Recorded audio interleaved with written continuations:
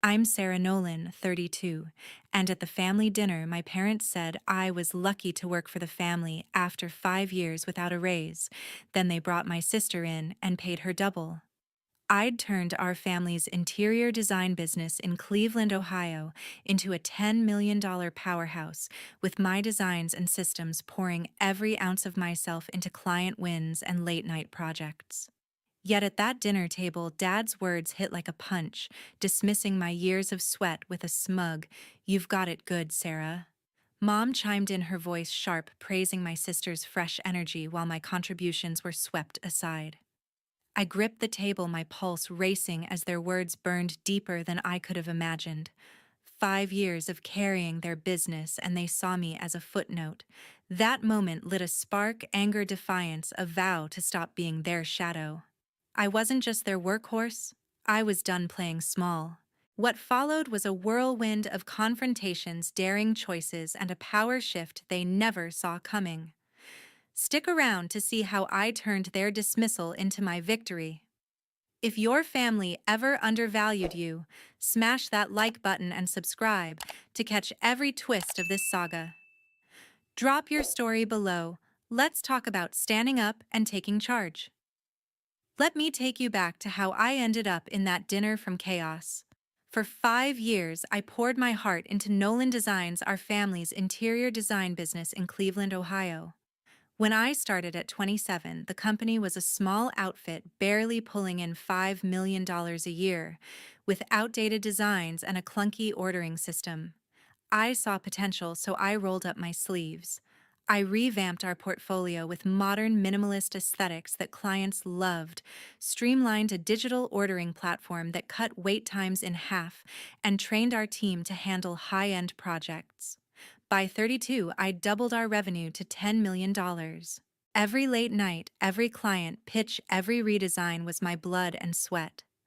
But my parents, Paul Nolan and Janet Nolan, never saw it that way.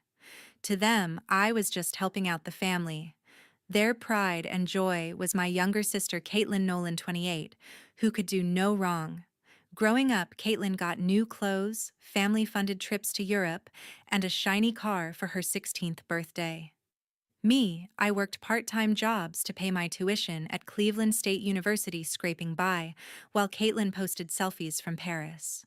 As adults, nothing changed. Kaitlyn flopped at every job she tried, selling overpriced candles online, chasing clout as an Instagram influencer with barely 2,000 followers. Each time, Paul and Janet bailed her out, calling her creative or misunderstood. I'd grit my teeth watching them shower her with praise while my 12-hour workdays at Nolan Designs went unnoticed.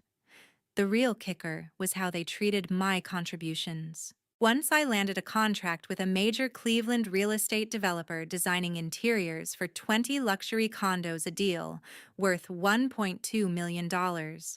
I presented the numbers at a staff meeting, expecting at least a nod. Instead, Paul shrugged and said, "Good work, but let's not get cocky." Janet chimed in, suggesting Kaitlyn could have added flair to the pitch, as if my data-driven proposal wasn't enough. Flair? Kaitlyn couldn't even read a balance sheet. Another time, I trained our designers Lucas and Jenna to use new 3D rendering software, boosting our project turnaround by 30%. Lucas, our project manager, and Jenna, our client liaison, became my right-hand team, delivering flawless work. But when I showed Paul the efficiency gains, he mumbled about team effort and changed the subject to Kaitlyn's latest business idea, some vague plan to sell custom coasters. The unfairness didn't stop there. Growing up, I'd come home from school to find Kaitlyn opening new gifts, designer bags, concert tickets, while I saved every penny for textbooks. When I got into college, Paul and Janet said they'd support me, but their support was a $500 check barely covering one course. Kaitlyn, meanwhile, got a fully funded gap year to find herself in Italy. I'd lie awake at night wondering why my hard work never measured up in their eyes. At Nolan Designs, I thought things might change. I thought doubling revenue would earn me respect. But every milestone I hit, every client won, every system improved, was met with indifference. Paul would pat my shoulder and say, "Keep it up, kid. while Janet would ramble about Kaitlyn's potential. Potential for what posting filtered photos of her coffee. My best friend Monica Vance saw it all. She worked at Urban Elegance, a rival design firm, and would call me after work saying, "Sarah, you're carrying that company on your back." Monica urged me to stand up for myself, but I held back. I loved Nolan Designs, not just the business, but the clients, the team, the chance to create something beautiful. So I kept pushing, hoping one day Paul and Janet would see my worth. Deep down, though, the resentment grew. Every time Kaitlyn waltzed into the office tossing out half-baked ideas while Paul clapped like she'd reinvented the wheel, I felt my patience fray. I wasn't just fighting for a paycheck. I was fighting for recognition in a family that refused to give it. Little did I know that dinner would push me to my breaking point. 5 years of grinding, and I finally worked up the nerve to ask for what I deserved. I'd spent weeks crafting a report detailing how I'd doubled Nolan Designs' revenue to $10 million.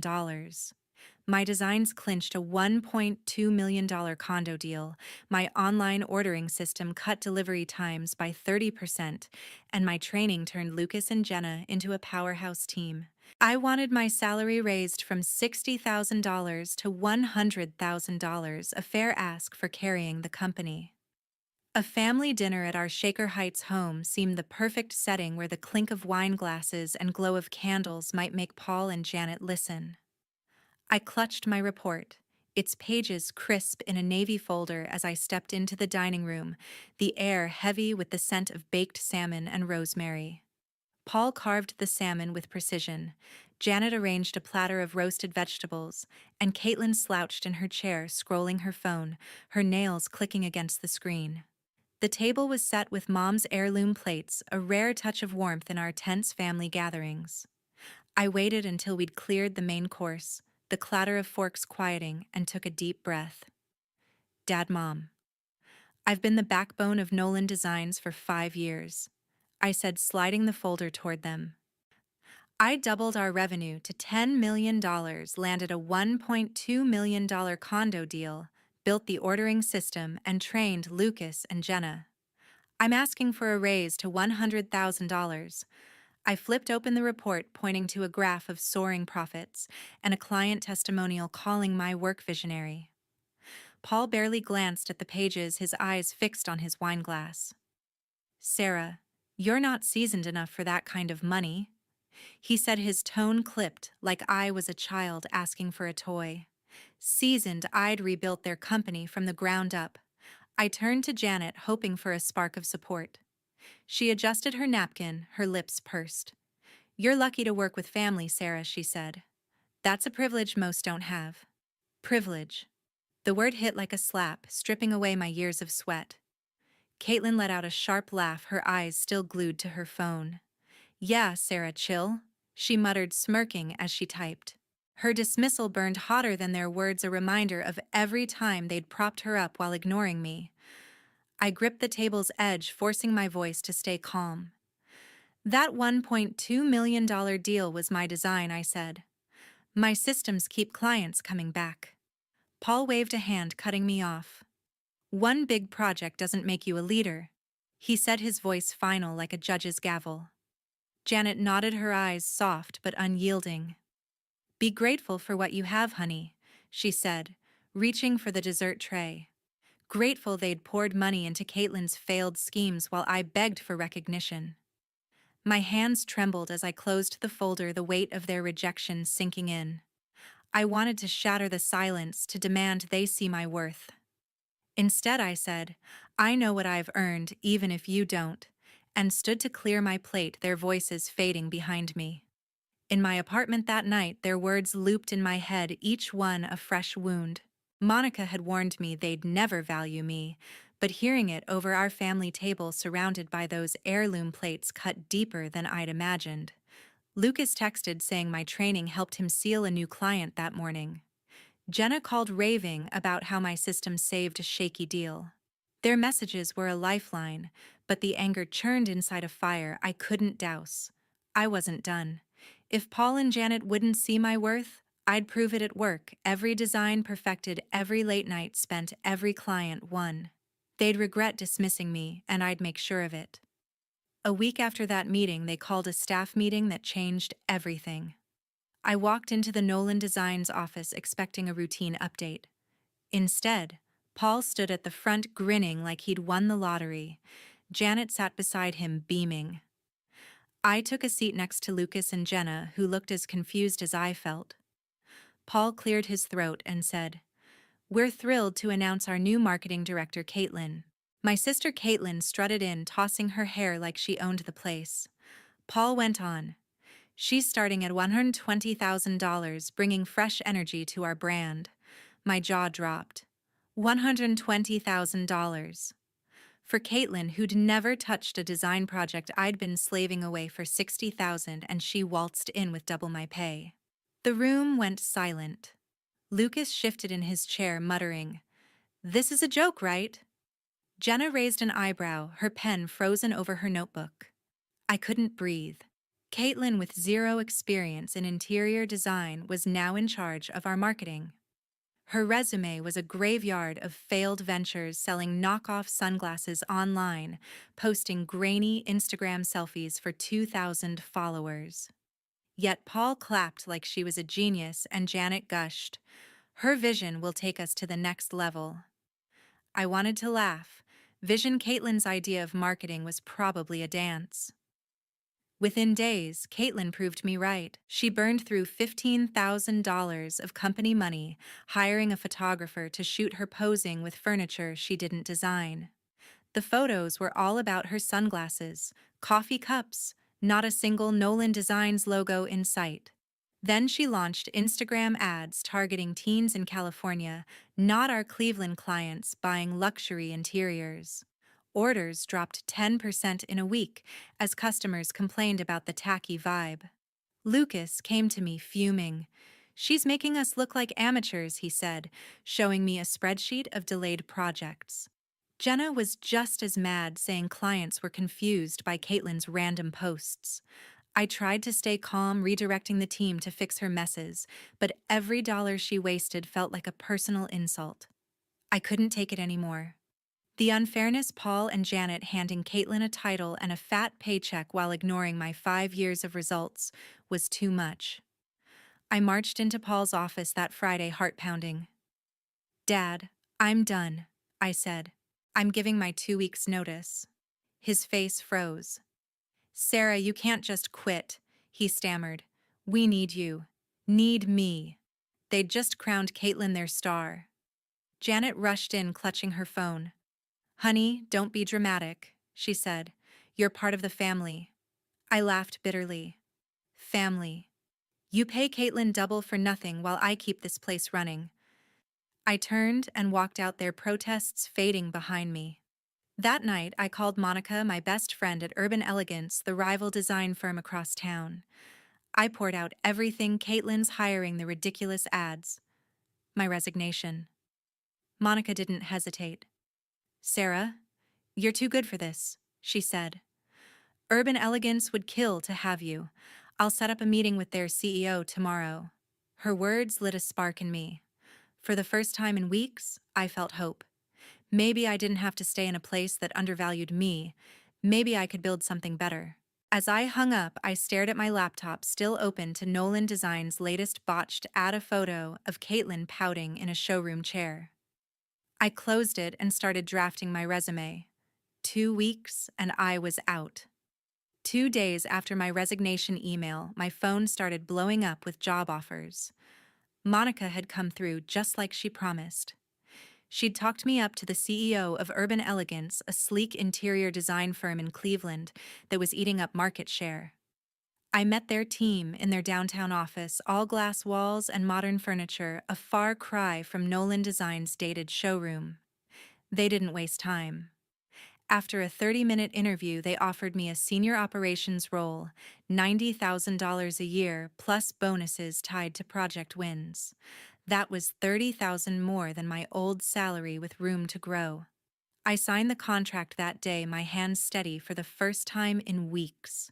Urban Elegance wasn't just a job, it was a chance to prove I was more than lucky to work for family. I couldn't stop thinking about Lucas and Jenna, my team at Nolan Designs. Lucas, our project manager, had been juggling Kaitlyn's chaos, fixing her scheduling messes, while she posted selfies instead of plans. Jenna, our client liaison, was stuck explaining Kaitlyn's tacky Instagram ads to confused customers. They were as fed up as I'd been, so I called them for coffee at a diner near the office. Over greasy fries, I laid it out. "I'm starting at Urban Elegance," I said. "They're building something big and they want people like us." Lucas leaned forward, his eyes sharp. "Kaitlyn's running projects into the ground," he said. "She reassigned my team to a photo shoot for her brand yesterday." Jenna snorted, tossing a fry. She told a client our designs were vibes-based. I can't keep apologizing for her. I didn't have to pitch hard. Lucas was tired of Kaitlyn overriding his timelines, like when she demanded a rush job for a low-budget client, delaying a $500,000 project. Jenna was done with Kaitlyn's feedback on client pitches, like suggesting neon signs for a minimalist condo.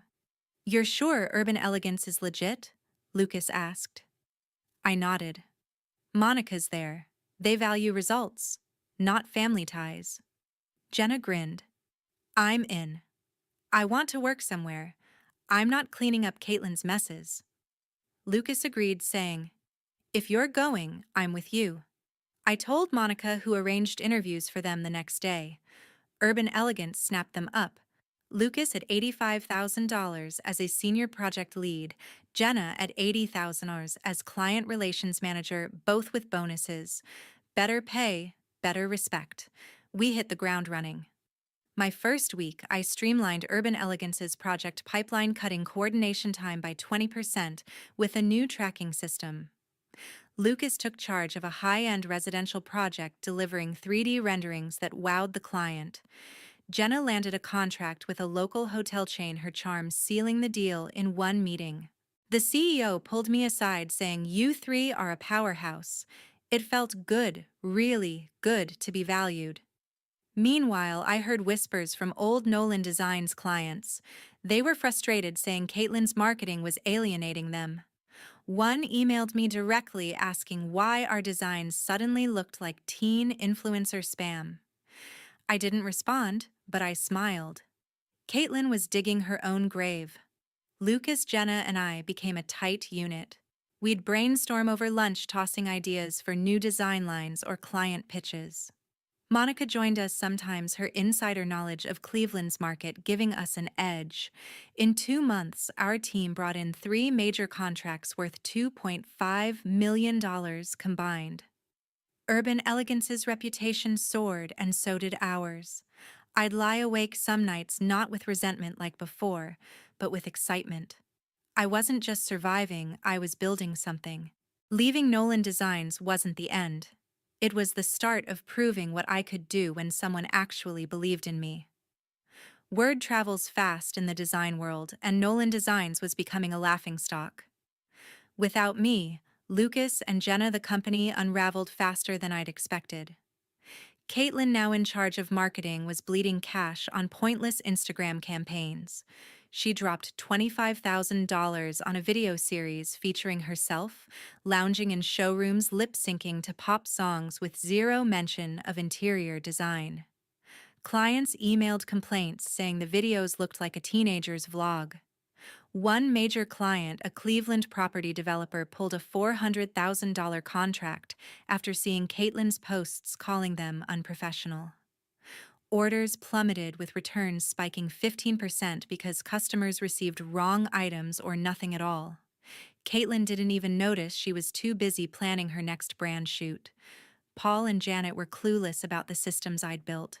The online ordering platform I'd designed, which cut delivery times by 30%, fell apart without my oversight. Paul tried to manage it but couldn't figure out the back end, leading to orders stuck in limbo. One customer waited 3 months for a custom sofa only to get a mismatched chair. Janet attempted to handle project timelines, but without Lucas, schedules were a mess. A high-end condo project missed its deadline by 6 weeks, costing Nolan Designs a $100,000 penalty. Clients who'd trusted us for years, 40% of our base, jumped ship to competitors like Urban Elegance. I heard from a former vendor that Paul was scrambling to apologize, but his calls went unanswered. Monica, still plugged into Cleveland's design scene, dropped a bombshell over lunch. Nolan Designs is drowning, she said, stirring her coffee.